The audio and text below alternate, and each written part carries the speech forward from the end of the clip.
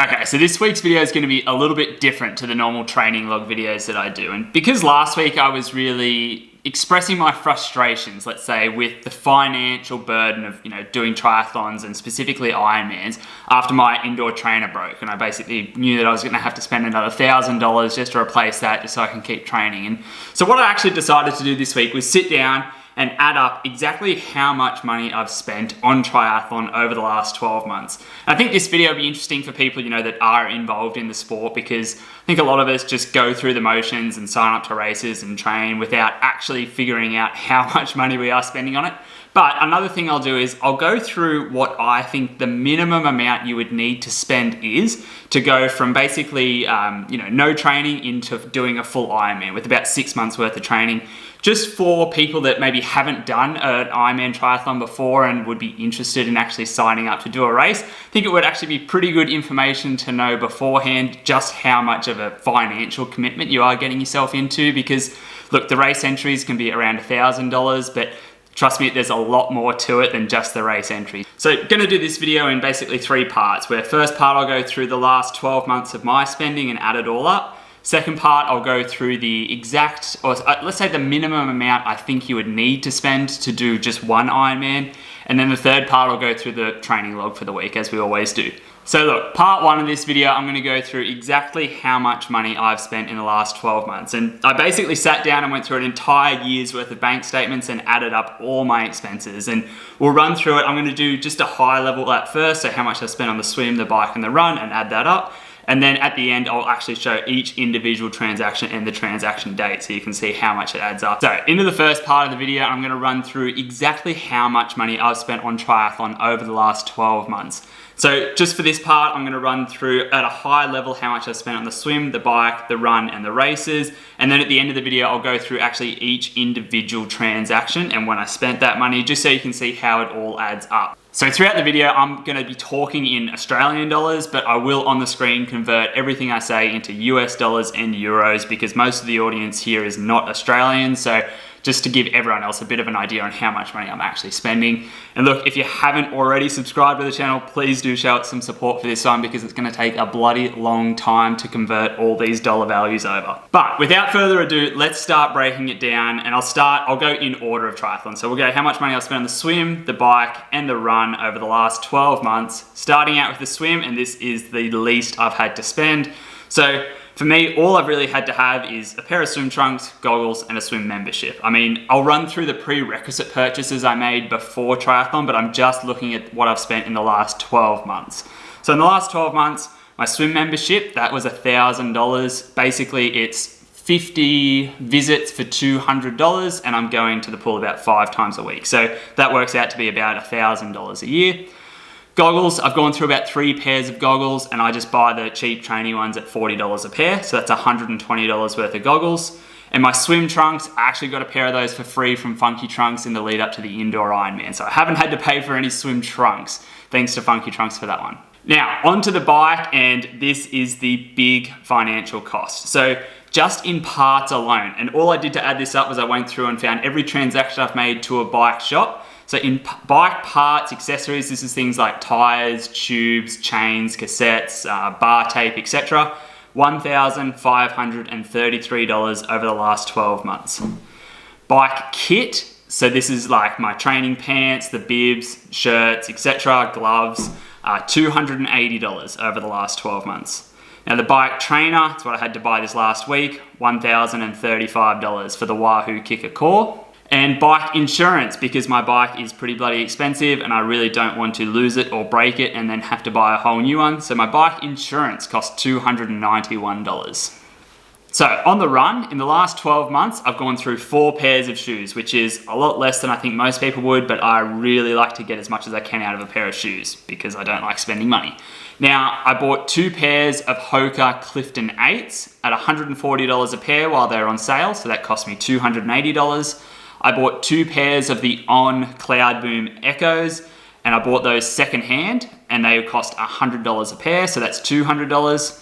I paid $100 for membership to the running track here. And the only other expenses, I paid $70 for one of Steve McKenna's Nerd belts, so basically the running belt that holds your water bottles. So that's how much I've spent just on basically training for the swim, the bike, and the run. Now, what I'm going to run through here as well is the race entry, travel, and accommodation. Now, in the last 12 months, I raced Ironman Australia, I raced Ironman Sunshine Coast 70.3, and I raced the Noosa Olympic Distance Triathlon. I also did the indoor Ironman, but look, we're just going to be addressing basically the 3 main races I did, which was a full distance Ironman, a 70.3, and an Olympic distance. So it kind of gives you a good overview of how much the triathlons cost. Now I'm going to run through the race entry, but I'm also going to go through the travel and accommodations expenses that I would have had for each race. So the Ironman Australia entry fee, $1,263 to enter that race. The Sunshine Coast 70.3 entry fee, $567 to enter that race. The Noosa Olympic Distance Triathlon, $400 to enter that race, but I did get a race kit with it, and that was with a charity team. The indoor Ironman, the gym that I did that in, charged a $6 entry fee. So a fair bit cheaper to do an indoor Ironman. So in terms of travel and accommodation expenses, what I did is to get the travel, I've driven to all my races, so I just added up the fuel consumption of a Hyundai i30, the kilometers we traveled, and the average price of fuel. So to travel to Port Macquarie cost us $58, that was for Ironman Australia. To travel to the Noosa Olympic distance race, that was $214 in fuel. And to travel to the Sunshine Coast 70.3, $205 in fuel. For Port Macquarie, I didn't have to pay anything for accommodation because I got to stay with family. For Noosa, I didn't have to pay anything for accommodation because I could stay with family. And for Sunshine Coast, I paid $410 accommodation for 2 nights accommodation, and the rest I stayed with family. So in terms of travel and accommodation, I've got by fairly cheap, but all the other things really do add up here, trust me. So nutrition, and this is, I get by on a very, very low budget for nutrition. Something that in the last 12 months, I really put almost no effort into, but now moving forwards, I'm putting in a lot of effort. So this is the minimum I think you could realistically spend because it's the minimum I could really get by with spending. So there's basically 3 things I would consume in training and in racing, and that's salt sticks, Gatorades, and then just gels. Now, I just buy the cheapest ones, whatever's available. For the salt sticks, I went through 2 tubs of those, so they're just electrolytes. That cost me $66. For Gatorades, I would go through about 1 tub of that a week, which makes, I think it makes 8 liters of Gatorade, and that costs about $10. So $10 a week for the last year, $520. And then the gels I would go through, they cost roughly $2 each, and I would go through a few of those each week on the long training sessions, so $489 on gels. Coaching, and I'm going to include my actual coaching fees as well as subscriptions to things like Strava and Zwift and Today's Plan and whatnot. So starting with Today's Plan, that cost me $180 for that membership. Coaching, my coach charges $60 a month, so that is $720 for the year on coaching. Zwift, that was $264 in the last 12 months on Zwift and $80 in the last year on Strava. Now, if you want to get really pedantic, I actually found out that the minimum wage in Australia is just over $20 an hour. And if I'm training 20 hours a week, that means instead of training, I could have got a minimum wage job and earned $24,159.20. So that's the opportunity costs of doing triathlon. So that is all of the expenses for the last year. The training for the swim, the bike, the run, travel and accommodation, race entry, nutrition, and coaching. There's a lot of other miscellaneous fees that go into it that I haven't added up. But if you take that total number now, the amount I have spent on triathlon in the last 12 months comes to a grand total of $9,941, which is, depending on who you are, it might sound like not a lot, or if you're someone like me, that sounds like a bloody lot of money. That's insane. And yeah, I don't know, man, like that's so much. That's pretty crazy. So look, for some people, $9,941 might sound like a lot of money. To other people, it might sound like not very much. I know plenty of people that have bikes that cost more than $9,000. So I don't think I could have done the training and racing I've done in the last 12 months and spent any less money. Like, I've budgeted so heavily here and tried to spend as little as possible. I bought all my shoes secondhand. I would very rarely pay for things to get fixed on the bike. I would basically ride it until the bar tape fell off, and only had it serviced once. So I really try, and I buy the cheapest nutrition possible. So I really try and get by on as much of a budget as I can, and it still costs $9,941, which is pretty bloody expensive. So anyway, moving on to part 2 of the video, which is if I was to take someone who had never done a triathlon before and get them to do an Ironman within 6 months, how much money would they need to spend? Now, this isn't going to talk on the training or anything like that. It'd be an interesting video actually to make in the future, talking about the training that you would need to do. But for this video, I'm just going to break down how much I think you would need to spend at a minimum to go from having no equipment to finishing an Ironman in about 6 months. So from the start, and as always, we'll run through it in order of a triathlon. So in the swim, you're gonna need a wetsuit. Now for this, I think you can probably get away with spending about $400. So I think my one only cost about $400, and you could either get a really good second-hand one for $400, or you could buy just a mid-level entry suit for $400. Goggles, if you're getting by on the minimum amount of money here, we're just gonna be buying the basic training goggles. Let's say $40 a pair. Actually, you know what? I'm gonna make that $80 because you're probably gonna need one for training and then maybe a new pair for racing. Training trunks, all you're gonna need is just a $50 pair of trunks and a pool membership. Let's say if you're training for 6 months and maybe you're only in the pool 3 days a week, let's budget about $250 for your pool membership. A triathlon bike, now my bike cost me $3,000. That was with no race wheels or power meter or any of that sort of fancy stuff. It was just the plain triathlon bike as it comes. I think you can this is probably for someone who's looking to do between a 10 and 12 hour Ironman. Look, if you're just trying to finish in the 16-hour cutoff, you can probably get away with a pretty cheap road bike with a mechanical group set. Maybe you could get by with $1,000 to $2,000, but if you're looking to do a semi-decent time, I would say $3,000 is probably going to be your entry level to get a good quality bike, especially if you were looking for things like a power meter or race wheels. But I would recommend just sticking with a base level time trial bike, or even don't hesitate just to ride an actual road bike if you are just trying to get to the finish line. Bike shoes, you're just going to buy these secondhand, and I reckon you could get by with $100 on bike shoes. For the bike trainer, look, some people would argue here that if you just trying to finish, don't worry about buying a bike trainer. But for me, I think they're really valuable and I wouldn't want to train without one. So $1,000, let's say, for a bike trainer. Actually, you know what? Maybe $800 because you could buy that secondhand. So training kit for the bike, and obviously you're just going to need a jersey, a pair of bibs, maybe 2 pairs of those. Just run the washing machine more frequently. Come on, we're on a budget. So let's say $200, buy it secondhand if you need to. A helmet, all you're going to do is you're going to race in your training helmet here, and you're going to spend, let's say, about $100 to get yourself still a fairly decent aero helmet without going to like a full TT helmet. And bike accessories, I think it is reasonable over about a 6-month time period to budget yourself about $1,000 for bike accessories. And that's just things like spare tires, spare tubes, bar tape, new chain, new cassette, etc., etc. Get a bike fit done, maybe get a service done before the race. I think $1,000 is, look, you're going to be doing pretty well to spend any less than that. Onto the run, we're going to do this one pretty cheap. You're going to get a pair of running shoes, whatever you train in is what you're going to race in. So $250, let's say, for a pair of running shoes. Get yourself a brand new pair of maybe Hokas, Sauconys, something like that. I wouldn't go for a full-blown pair of Alpha Flies or the Metaspeed Skies. Just take something that you can train in day to day and still get the race done in. Look, to be honest, actually, you're probably going to need 2 pairs of those. So let's make that $500. You're going to need a Garmin watch, I think. I mean, you could get by just with a regular stopwatch and not worry about times, but look, in terms of swimming, biking and running, if you don't have a bike computer, I think you can replace that with a Garmin watch. I actually don't own a bike computer. I just use my watch when I train on the bike. So I think you can get away without actually having a bike computer, but look, I think you will need a Garmin watch. And if you're going to buy that secondhand, you can probably get one for about $500. A coach, you're not going to spend any money on a coach because you're on a budget. You're just going to watch enough YouTube videos and listen to enough podcasts. You'll learn how to train. Your race entry, if you're doing an Ironman in Australia, it's going to cost you around $1,200. Your accommodation for the race, look, I think it's pretty reasonable to budget yourself $1,000 for accommodation if you're going to stay somewhere for 5 or 6 nights. You want a couple nights there before the race and maybe 1 or 2 nights after the race as well. Tri-suit, just buy this one secondhand, maybe $150 you could find one for on Facebook Marketplace.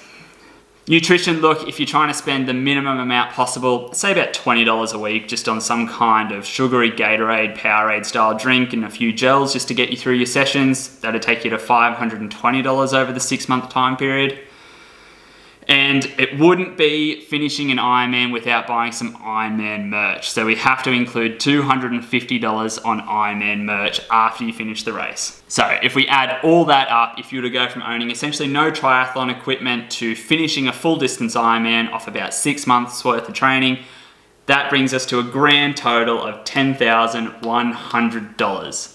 So I don't see a way where you could really get away with spending any less than that, unless you were to have free accommodation at the race. Maybe if someone was to give you a bike, if you already had a Garmin watch. I mean, these are the big expenses that if you can get those for free, it's going to take a lot of money off the actual fee, but I'll have it all up on the screen so you can see the expenses. But I think it's really important to know this before you just sign up for an Ironman. If you are in the position where you're saying, okay, well, I've got maybe $3,000 or $4,000 put away that I can budget and actually go ahead and do a race, and especially for people around my age, like in their late teens, early 20s, it's probably pretty important to know this before you make the commitment and sign up to do the race and tell everyone you're going to do the race, to actually know that, hey, this is going to be a pretty, I mean, look, for me, in all honesty, $9,000, that is over, it's about 20% of my take-home salary after tax. I'm spending, about 20% of what I bring home goes straight back into triathlon, and that doesn't include all the, prerequisite purchases I had to make when I first started, like the bike and the wetsuit, the Garmin watch, and all those things that really, really add up. It would have been nice to know all this before signing up for triathlon, but I don't think I would sit here right now. I mean, I'm not sitting here and saying it's not worth it, don't do it. It kind of is worth it. Like, it's a really... I do think Ironmans, I do think triathlons can be a really beneficial thing to have in your life. And look, there's nothing really outside of work that I do except for triathlon. As sad as that may sound, I do enjoy it though. So I don't want to sit here and say, look, it costs way too much money, never sign up for an Ironman, but I think it's really important to be aware of how much it actually costs. And so look, with that being said, let's get into this week's training log. So the week starts out on Monday, which I guess is a pretty obvious thing to say, but first workout of the week is a 4K swim. We do 6x50, 6x100, 6x50, 6x100 with 300 meters easy in between each. Doing this one in a short course pool, but the splits will be up on the screen. Now that's the only workout we had on the Monday. Didn't quite get time to fit in any bike sessions that day. But Tuesday morning, and we go to the track to do a lactate profile session. Tuesday morning, we've got a lactate profile test this morning, so protocol is going to be something like starting at 240 watts, stepping up by 20 watts each time. Now I am looking at power when I run, and I'm just using one of the Stride power meters, the little foot pods on my shoe. And I do find that to be better to look at than pace, just because it's consistent across all terrains, even uphill and downhill. So roughly by pace, I think that's like 5:30 per kilometer, increasing by maybe 15 seconds per kilometer on each one. So the plan is to just do a 2K warm up, and then I think I'm just going to do 1200 meter reps. So I'll do a 2K warm up, take a lactate, and then it'll just be 1200 meter intervals, stepping up by about 15 seconds per kilometer. Your love gives me such a thrill, but your love won't pay my bills. I want money. That's what Alright, I want. test done. I'll have the values up on the screen so you can see how we went. But interesting one, I think, just from a glance. LT1's like 280 watts, and then threshold's about 320. So one thing that is still genuinely a mystery to me is that when I run, my lactate seems to always be like 1 millimole lower for the same perceived effort compared to on the bike. So for example, like my first lactate threshold seems to be about 1 millimole running, whereas on the bike it's like about between 1.5 and 2. So yeah, genuinely don't know why that is, and if you do know, please let me know. So I've got all the data up on the screen there for you to have a look at. Look, I'm no expert here, but I would say my LT1 is somewhere around that 280 watt mark, and my LT2 is probably somewhere around the 320 watt mark. But as I said, I really am no expert on the topic, and I'd appreciate any feedback anyone has. Tuesday afternoon, we've got a VO2 workout on the bike. It's 3 rounds of 9 rounds of 1 minute at VO2, so about 300 watts for me. Got a new trainer, so there's no more noise, but I think I'm gonna have to start a GoFundMe just to fund all this triathlon stuff. Gotta leave town, got another appointment. Spent on my rent, girl, you know I enjoyed it, yeah.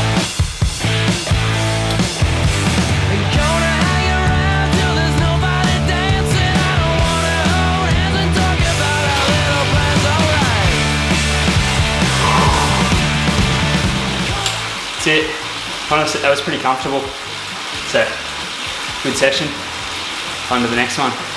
Straight into Wednesday morning, trying out something a bit newer here called waking up early. And with this, it's going to allow me to get in some extra bike volume. And I do want to try and include, like, I think a longer day on a Wednesday is actually pretty beneficial. If you can get 2 long days a week, like a Wednesday and a Saturday, especially on the bike, I think that's really going to help me on the bike. So for this one, 3 hours, all aerobic, about 200 watts, pretty solid way to start out the day. All right, heart rate's around 140, so I'm just going to verify it with lactate.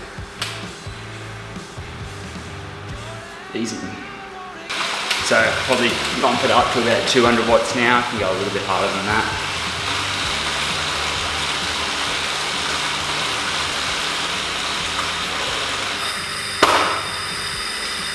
All right, 2 hours 55. It's not quite 3 hours, but I've got to get to work, so we're going to end it there.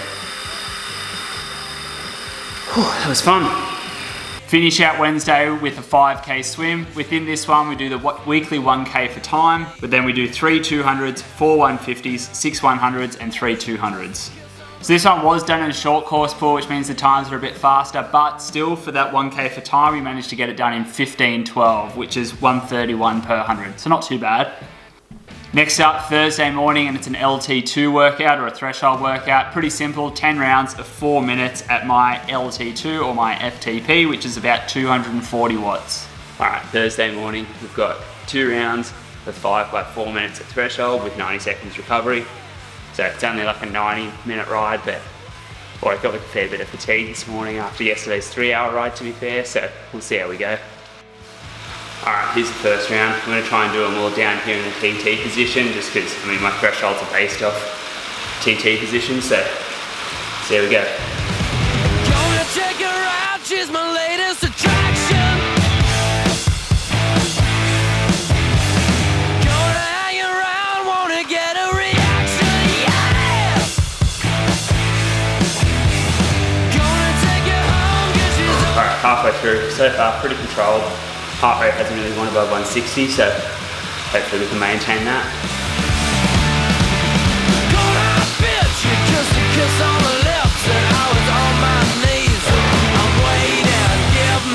Alright, that's it. Pretty solid workout. Like, felt comfortable the entire time, and I think that's exactly what you want from a threshold workout. Shouldn't be extremely hard, but should be a nice controlled effort.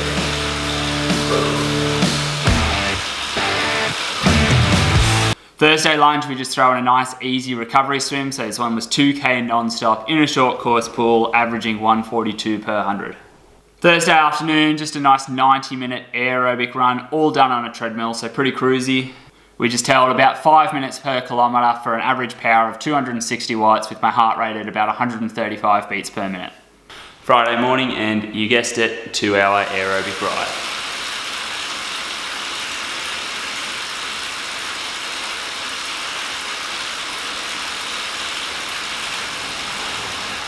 Friday afternoon, tried something a little bit different, went and played golf with the family. So look, at this stage in my training, I'm not gonna make, sacrifices and miss out on like family events to go and play golf and socialize. If things like this do come up, I'm gonna be more than happy to skip out on a few training sessions at this stage. Oh. Trying to kill that duck. I missed the duck by the millimetre. Right over the top of me. Back into it Saturday morning. We've got a bit more of an interesting one today. So it's an all aerobic, 5 hours of total work, and it is a brick session, but we're changing it up a little bit. We're going to do 2.5 hours on the bike, all aerobic, into a 1 hour aerobic run, back on the bike for another 90 minutes. And I do think going bike, run, bike is a really good way to add in a bit of extra adaptation or a bit of extra stimulation within the week. And this is something I spoke to my coach about and said, look, I do want to include a few extra, different variations to some workouts and create a bit of an extra, say, stimulation to try and get maybe some new training adaptations if we do change up the workouts like this every so often.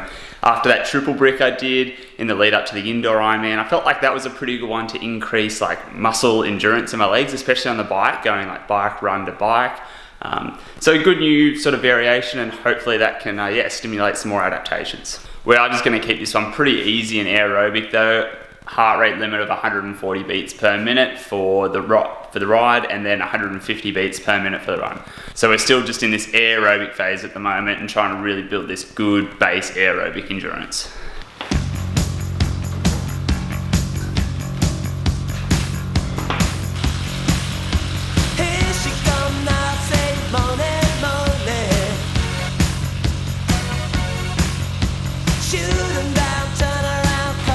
So within this one, we are going to add in 4 rounds of 15 minutes at like a really high cadence. We're still keeping the heart rate low and power low, but cadence between like 90 to 100. I think that's something I do need to work on, because for my long rides and my races, my average cadence tends to be below like 80. So I'm in two minds if I should try and work on having a high cadence to get efficient at that, or just like double down on, hey, maybe I just naturally have a low cadence and I should stick with that.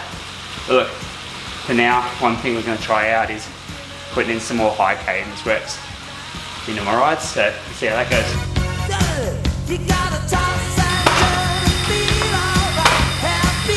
Alright, bike's done, so 1 hour.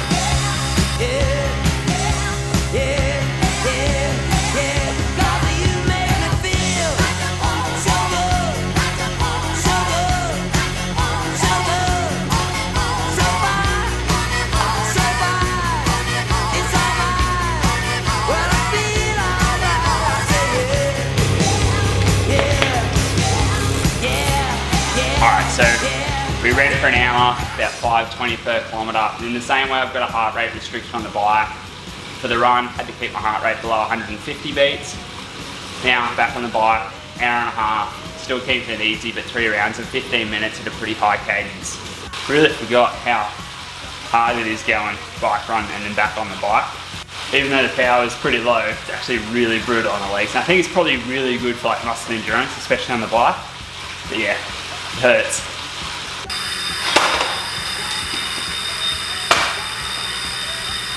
Alright, that's it. Part 3, done. It's the whole workout done.